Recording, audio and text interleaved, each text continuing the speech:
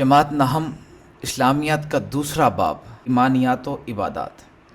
تو پہلی چیز جو اس میں آتی ہے وہ ہے عقیدہ توحید۔ عقیدہ توحید اسلام کا پہلا اور بنیادی رکن ہے۔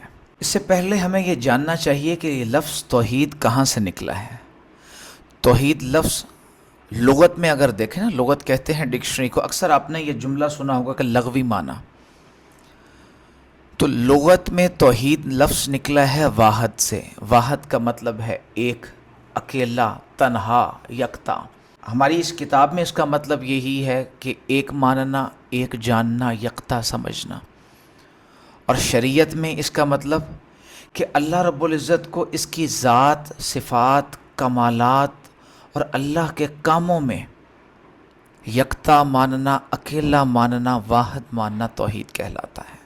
جتنے بھی نبی اس دنیا میں آئے ہیں، پہلے نبی سیدنا آدم علیہ السلام سے لے کر نبی آخر الزماں حضرت محمد رسول اللہ صلی اللہ علیہ وآلہ وسلم تک، ہر نبی نے اللہ رب العزت کے واحد اور یکتا ہونے کی تبلیغ کی ہے۔ یہ عقیدہ اتنا ضروری ہے، کوئی انسان اگر گناہ گار ہو، فاسق ہو، فاجر ہو، اپنے گناہوں پر نادم ہو، شرمندہ ہو، اللہ کے حضور توبہ کرے تو اللہ معاف فرما دیتا ہے۔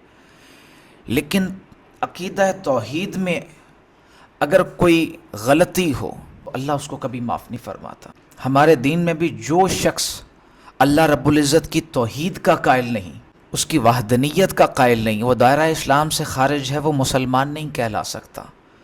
قرآن مجید میں اللہ رب العزت نے واضح ارشاد فرمایا، قل هو اللہ احد اللہ الصمد لم یلد ولم یولد ولم یکن لہ کفوا احد۔ قل هو اللہ احد، اے نبی فرما دیجئے اللہ ایک ہے، اللہ الصمد، وہ بے نیاز ہے، لم یلد، وہ کسی کا باپ نہیں ہے، ولم یولد، نہیں کسی کا بیٹا ہے، ولم یکن لہ کفوا احد، اور نہ کوئی اس کے برابر ہے۔ اس کے بعد آ جاتی ہیں توحید کی اقسام کیا ہیں۔ تو توحید کی بنیادی طور پر 3 اقسام ہیں: توحید ربوبیت، توحید الوہیت، توحید اسماء و صفات۔ توحید ربوبیت کیا ہے؟ توحید ربوبیت یہ ہے کہ اس بات پر انسان ایمان لائے کہ اللہ ہی ہمارا خالق ہے، یعنی کہ ہمیں تخلیق کرنے والا ہے، بنانے والا ہے، اللہ ہی ہمارا مالک ہے، ہم اللہ کی ملک ہیں، اور اللہ ہی ہمارا رازق ہے۔ یہ توحید ربوبیت ہے۔ توحید الوہیت میں یہ ہے کہ عبادت کے لائق سوائے اللہ کے کوئی اور ذات نہیں، اللہ ہی ہمارا معبود ہے، اللہ ہی عبادت کے لائق ہے، اور اس کی عبادت میں بھی اس کا کوئی شریک نہیں، اور اللہ کو اللہ مان کر پھر اسی کی عبادت کی جائے، اسی کے احکامات کے مطابق زندگی گزاری جائے۔ اور آخر میں ہے توحید اسماء و صفات۔ اسماء جمع ہے اسم کی، اسم کا مطلب ہے نام، اور صفات جمع ہے صفت کی، صفت کا مطلب ہے خوبی۔ توحید اسماء و صفات میں یہ ہے کہ اللہ اپنے اسماء اور صفات، اپنی خوبیوں میں بھی یکتا ہے، تنہا ہے، وحدہ لا شریک ہے۔ جو اللہ کر سکتا ہے وہ کوئی اور نہیں کر سکتا۔ تو یہ توحید کی اقسام ہے، یہ توحید کی اقسام ہے۔ اس کے بعد ہم پڑھتے ہیں کہ شرک کی اقسام کیا ہے۔ شرک کیا ہے؟ شرک لفظ حصہ دار سے نکلا ہے، شریک سے نکلا ہے، یعنی کہ اللہ رب العزت کی ذات میں، صفات میں کسی اور کو شریک ٹھہرانا، کسی اور کو اس جیسا سمجھنا، کسی کو اس کا ہمسر سمجھنا، کسی کو اس کی اولاد سمجھنا، یہ سب شرک میں شامل ہے۔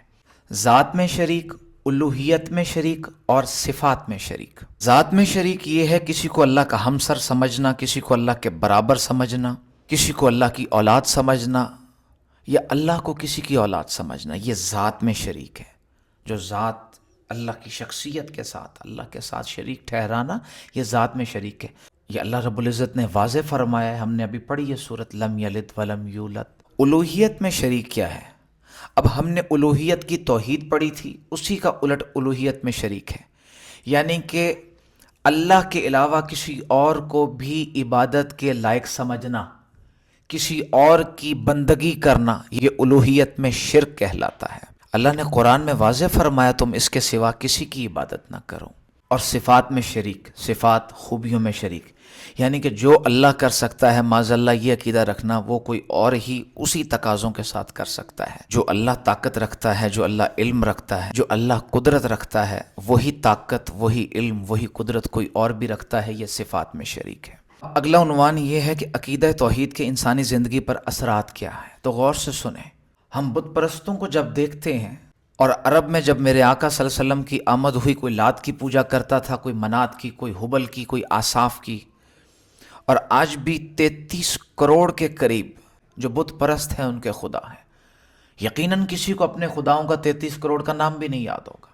کوئی سورج کی پوجا کرتا، کوئی چاند کی پوجا کرتا، کوئی پتھر کی پوجا کرتا، کوئی بندر کی پوجا کرتا، کوئی سانپ کی پوجا کرتا، کوئی گائے کی پوجا کرتا۔ بت پرست ہر چیز کے آگے جھکتا ہے، اور جو توحید کو مانتا ہے وہ اللہ کے سوا کسی سے نہیں ڈرتا، وہ بہادر ہوتا ہے، اس کو پتہ ہوتا ہے کہ میرا اللہ میرے ساتھ ہے، تمام قوتوں کا مالک میرا اللہ ہے۔ عقیدہ توحید انسان کے اندر عاجزی پیدا کرتا ہے، وہ عاجز ہوتا ہے، اس کو پتہ ہوتا ہے کہ رزق میرے اللہ نے دیا ہے، زندگی میرے اللہ نے دی ہے، ہر چیز میرے پاس میرے اللہ کی ہے۔ وہ عاجز رہتا ہے، اس کو یہ نہیں لگتا کہ یہ ساری چیزیں میری اپنی حاصل کی ہوئی ہیں یا اپنی بنائی ہوئی ہیں۔ تو اللہ کی ان چیزوں نعمتوں کی وجہ سے شکر ادا کرتا ہے اور عاجز رہتا ہے۔ صبر، قناعت، توکل، بلند ہمت، اس طرح کی صفات بندے کے اندر اجاگر ہوتی ہیں۔ اس کو پتہ ہوتا ہے کہ میرا اللہ مجھے پالنے والا ہے، مجھے رزق دینے والا ہے، اسی لیے وہ ساری مخلوقات کی بھلائی چاہتا ہے۔ تو اسلام کا پہلا بنیادی عقیدہ عقیدہ توحید ہے۔ یہ پورا ایک باب ہے عقیدہ توحید پر، اگر آپ اس کو لکھیں گے، ایسے ہی لکھیں گے، انشاءاللہ العزیز آپ کے نمبر پورے آئیں گے، اور شارٹ کویسچنز بھی اسی کے اندر موجود ہیں۔